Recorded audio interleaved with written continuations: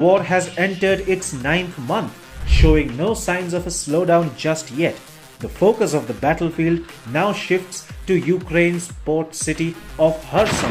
After a spate of counter-offensives by Ukraine to get back some of its territories, Moscow's possible trap in Kherson has become the next thing to watch out for.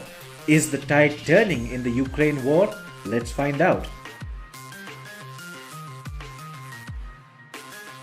Kherson had been one of the first few major cities captured by Russia after launching what it calls a special military operation. Currently, it is one of the four partially captured territories, the others being Luhansk, Donetsk, and Zaporizhia.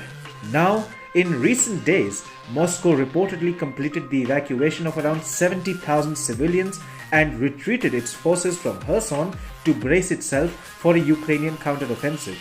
The Kremlin's justification for it was that Kyiv would bomb the Novokakivka dam to flood the region, which President Zelensky has denied.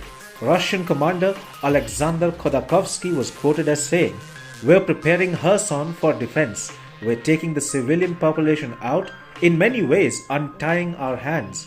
But the Ukrainians seem to be having none of this. They have categorically refused to believe a retreat by Russian forces, accusing Moscow of deliberately spreading panic in the region. President Volodymyr Zelensky told an Italian newspaper on Thursday, and I quote, "Their best trained troops are in place. Nobody left. We see it and we don't believe them." That leads to the question, is Ukraine finding an excuse to not go full throttle in Kherson? While some may find it a bit far-fetched, there may well be a solid reason behind it. You see, Russian forces have evolved and become stronger than they were in February. In fact, the Ukrainian forces on the ground admit this fact. Major Roman Kovalev, who is leading a 500-person battalion in Ukraine, said, and I quote, "The Russians know how to fight. They learn fast. They're not the same forces as they were in the spring.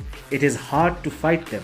Especially after Ukraine's pushback in Kharkiv, it became clear that the Ukrainians have a numerical advantage over Russia. Not anymore.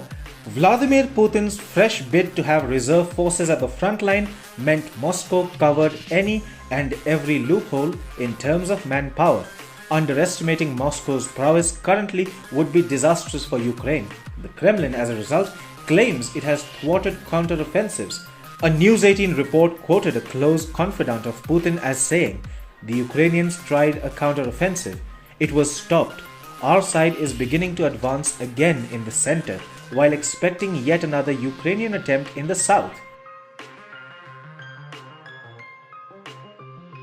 But hold on, you may ask, what's the big deal with Kherson anyway? You see, a port city anywhere in the world comes with great significance. In this conflict, Kherson is of twofold importance. First, it provides connectivity to Crimea, which Russia annexed in 2014. Second, it provides a link to the Dnipro River that bisects Ukraine.